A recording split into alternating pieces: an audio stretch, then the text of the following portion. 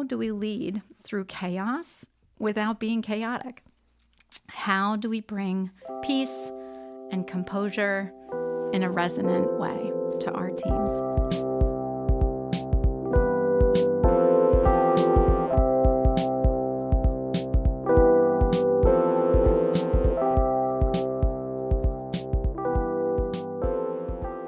Okay, let's just spend a few minutes thinking a little bit about what is equanimity. So let's just start right there. Even before the microphones were turned on, all three of us talked about our shared love for Pema Chodron. Maybe we've all come to this word equanimity in different ways. There's a definition, that I pulled off the internet, which is basically equanimity is mental calmness, composure, evenness of temper, especially in a difficult situation. It's composure, it's serenity, it's presence of mind, it's poise, it's cool. So do either of you want to share a little bit about, how could you make that definition a little fuller? Is there anything you'd add to that, or some context that you'd add to that? Jenna, what are you thinking about when you think about equanimity? So I was even looking at Joey. He said something before we started recording that I hope he digs into a little bit more about the work before the work. But equanimity, the one phrase I think of all the time that sort of sums up moment to moment when you go through the day, trying to tap into that space of equanimity, is that space in between any type of stimulus and your response to it, and that space that brings the power and the freedom. There's a very famous quote that I cannot think of right now that really talks about that, and I think it's our ongoing practice that gives us the tools and the mindset and knowing what our beliefs are that impact our thoughts within that before we respond, and that space in between. But the more we can open that up and get to a place of feeling grounded, centered, knowing who we are, that self-assuredness before responding, that's where, it allows us to enter each moment with a little more courage or fearlessness, or even being open and kind and loving to know what's in front of us.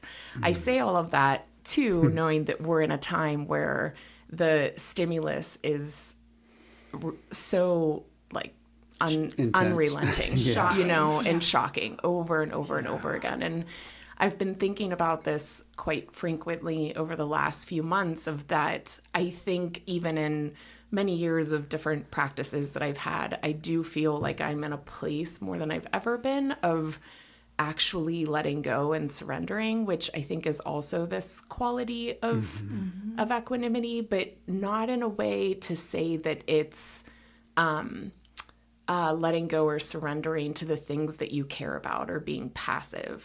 It's hard to say what that distinction is, but it's letting go of maybe the things that you're attached to that are holding you back from maybe making the right action or doing the right thing it takes to lead, or having the right response in this moment in time. I think that's so important. The relationship between the response and the surrender, the acceptance, which is the word that comes to mind when I'm thinking about the definition here.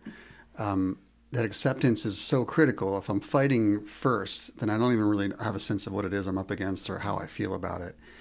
But not just acceptance, not like doormat status, right? There's a conversation between the surrender and the acceptance and your response to that. You're the right action that comes out of that. Which I think is what I hear you talking about there. It's so beautiful. Yeah, I love that. So we're thinking about this spirit of calm, of not reacting, not getting hooked, holding that tension between when the stimulus happens and when we respond. And then we think about ourselves as leaders. And so we're all leaders in our own organizations, businesses. And leadership is, in its essence, having a vision of a state that's different than now, and then communicating that vision, and then inspiring and motivating people to move towards this altered state, this different place.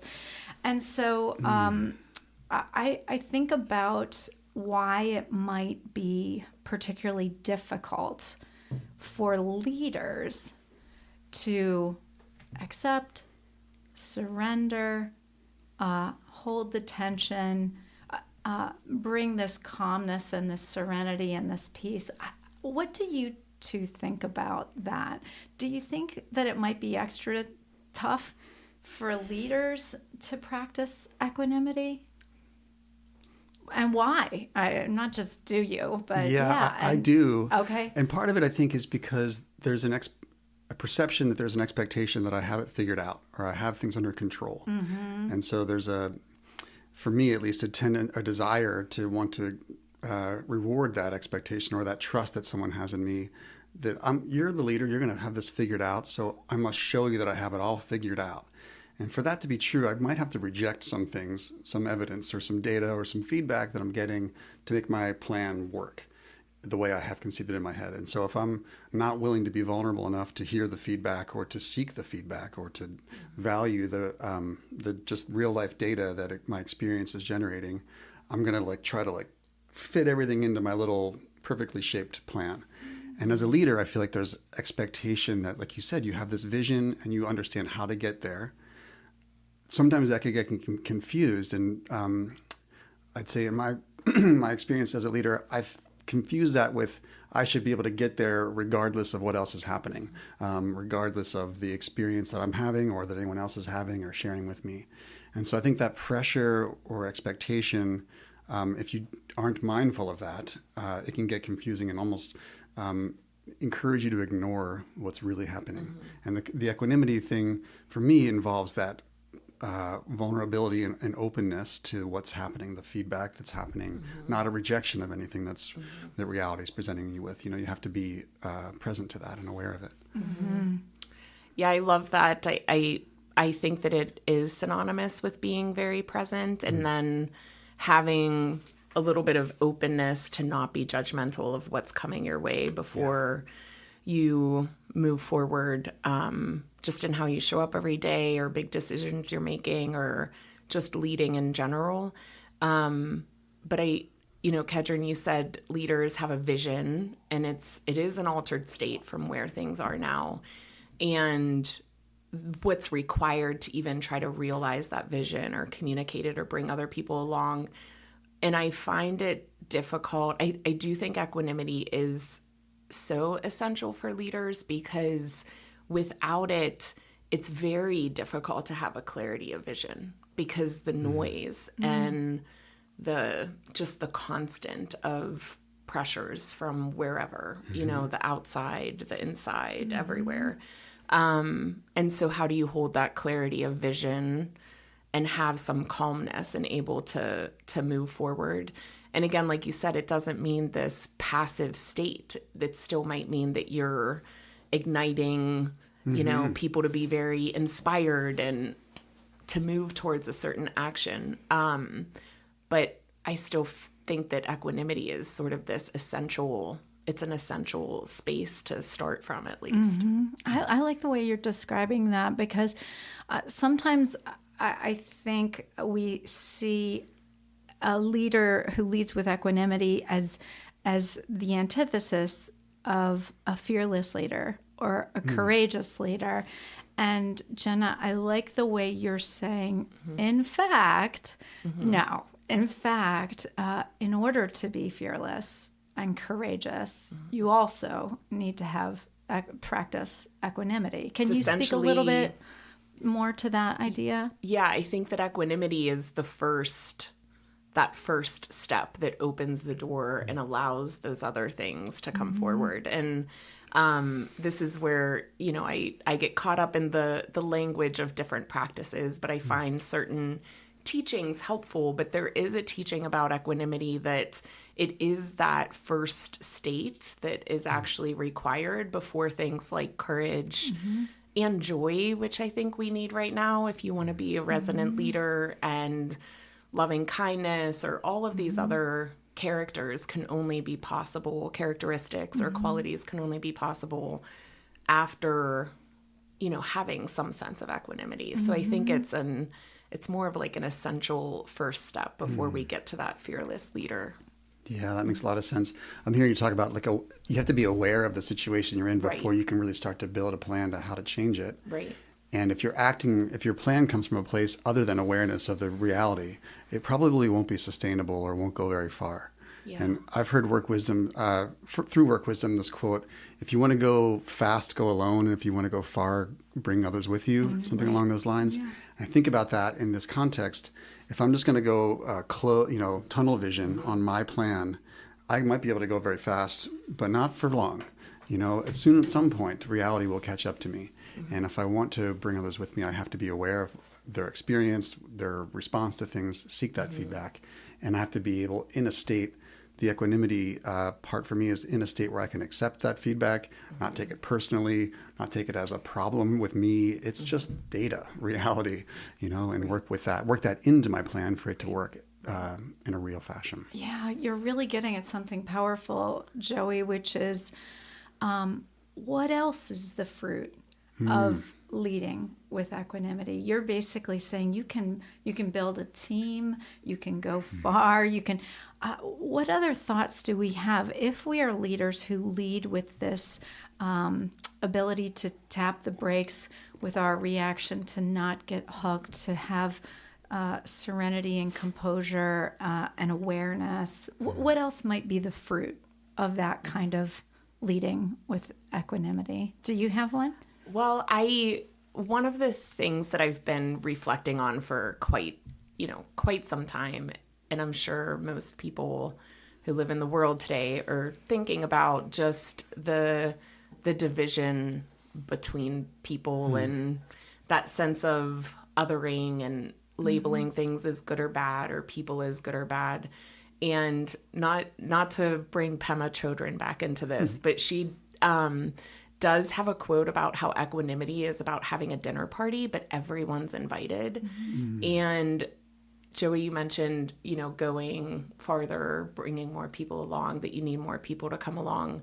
I think about that aspect of it is a fruitfulness to maybe stop and be open to people who are thinking about things in a different way, not to shut it down immediately because it might on the surface be different than who we are, or we think it's against our values or what it is we're working towards, but listening deeply enough to maybe find that common ground and move forward, which I think, in our work and in a lot of work, regardless of what the vision is that you're holding, that we need a little bit more of that in order to move forward. And so I think that that's a big fruit that would come out of this space of equanimity.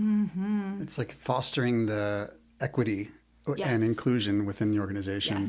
And then being in a state where you can value the diversity of ideas and opinions. All that makes us stronger. We know that. I mean, any ecosystem we look at on the planet, if it's monoculture, it tends to fail without tons of inputs, artificial inputs, right? Anything natural that's thriving has got lots of diversity, and that's how it thrives. And I hear that from your talk there, Jenna. That's awesome. I love the reference. Yeah. There's so many ways that we maybe aren't leading with equanimity. I'm just sitting here thinking, who is an example, a real human being, not a fictional character, of a leader that we think does this, a leader who we have seen show up with mental calmness, composure, evenness of temper, in a difficult situation, that they are composed and serene and poised, have presence of mind. Do you have any examples? Do you have any examples? I mean, it's hard not to go to like the Dalai Lama or something like that, but which is it's not a bad example, but I'm trying to think of something more closer to home, perhaps.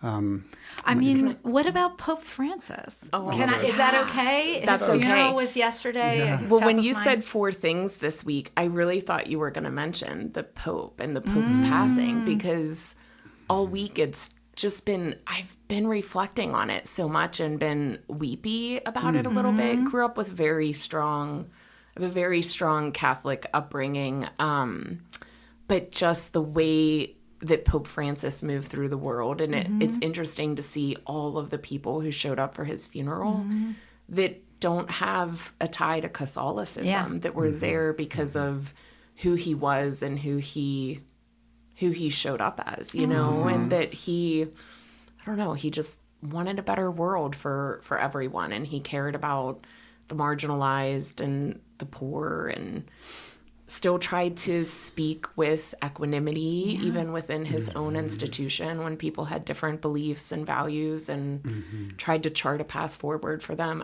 I've been thinking about it all week. But I would love to hear what you guys think about Pope Francis. Or how that shows absolutely. up. Yes, I think the wisdom traditions come together. Yeah.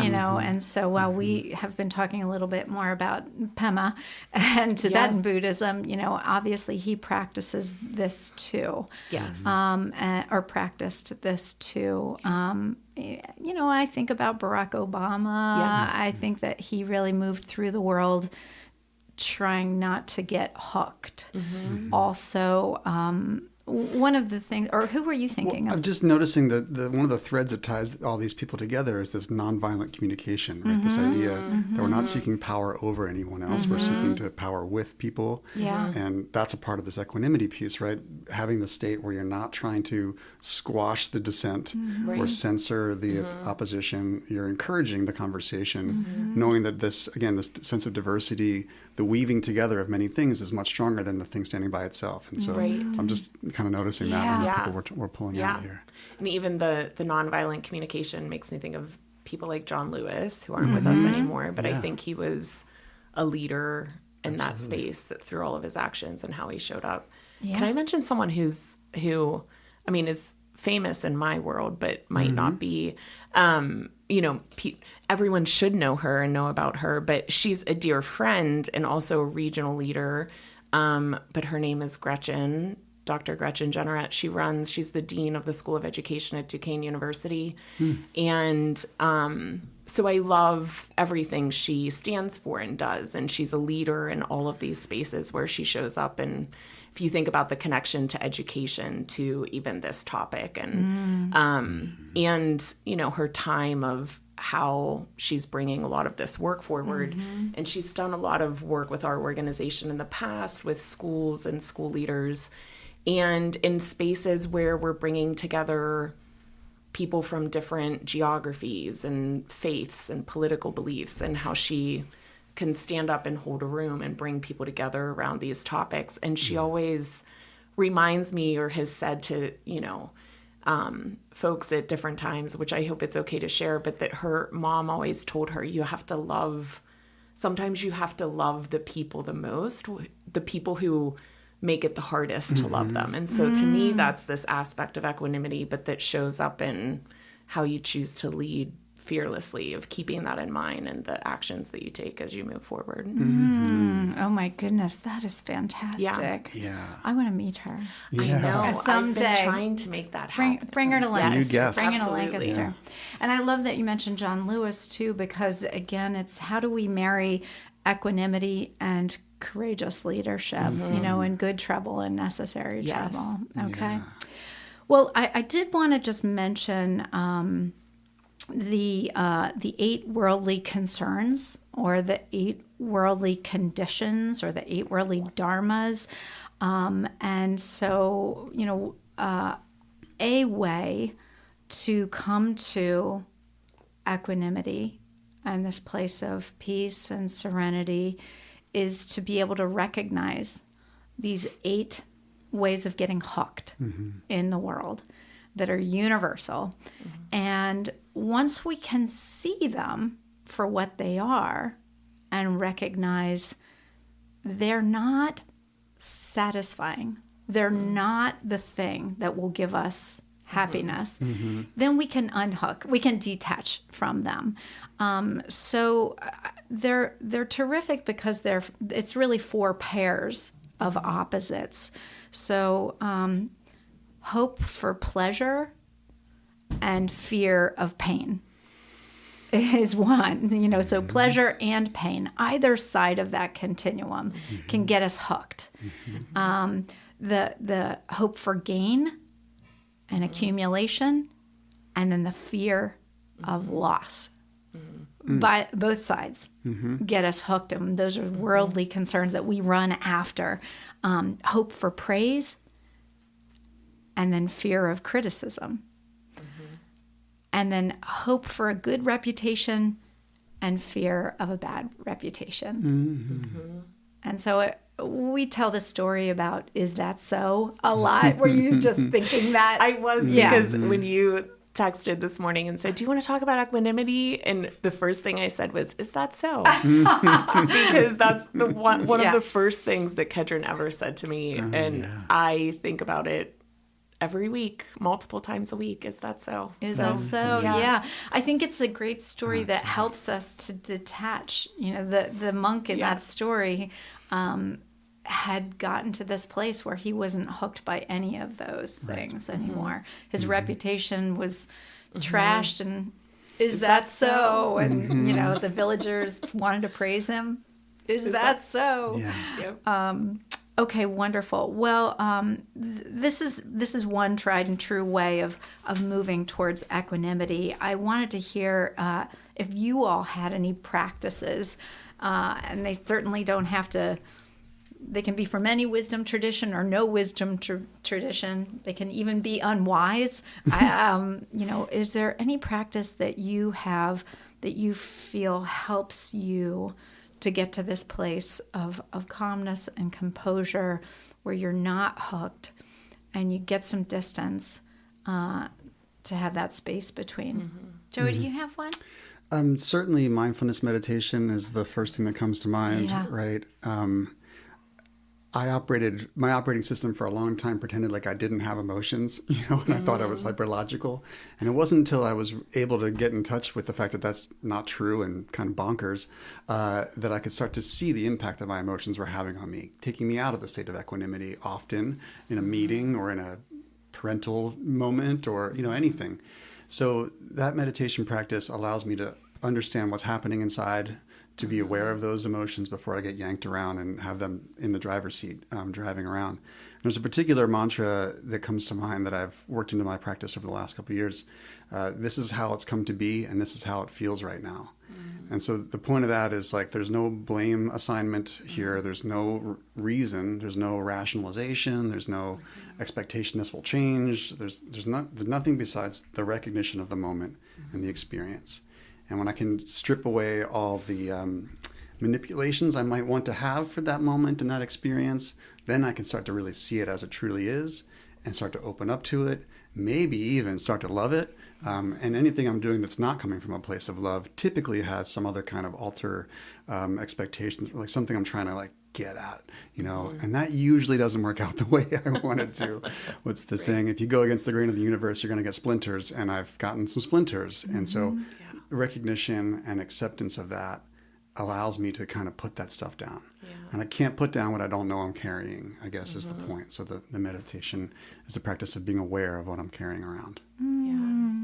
I love that so much. Jenna, do you have any practices you'd recommend? Yeah, mine is similar around mindfulness and trying to build up a practice enough of meditation that I can tap back into that state of inner knowing, on a moment's notice when you are confronted with just the nonstop unrelentingness of being in the world today. And so that I think is a key practice.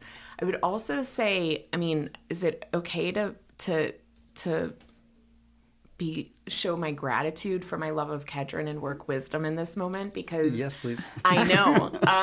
After working with her for almost 6 years, 5 years, 6 years, I feel like I'm better equipped with the language and the practices and how I meet each moment, but also in some of those earlier emotional intelligence tests and other things that I find that I have better words or understanding. And so sometimes I think, my attachments to different situations or beliefs that I'm challenging or other types of, how do I stop myself enough? And sort of as you were saying, what am I attached to in this moment?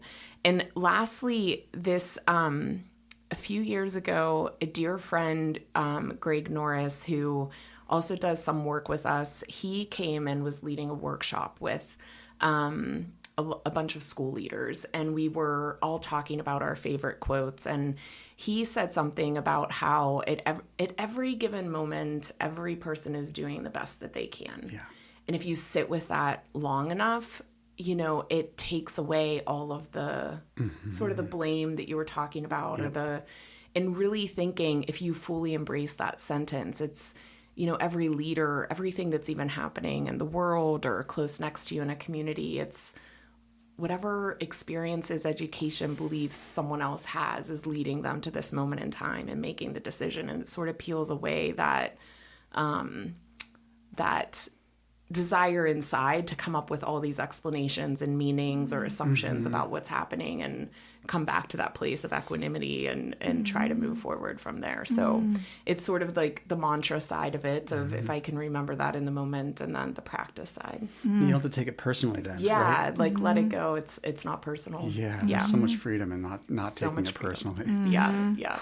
If only I could remember that all the time. Right. Yeah, there's a visual that I like that helps me get to equanimity sometimes, which is imagining that I'm falling off a cliff and the other person is falling off a cliff, and we're just falling together through air. I know that sounds very dark, doesn't it?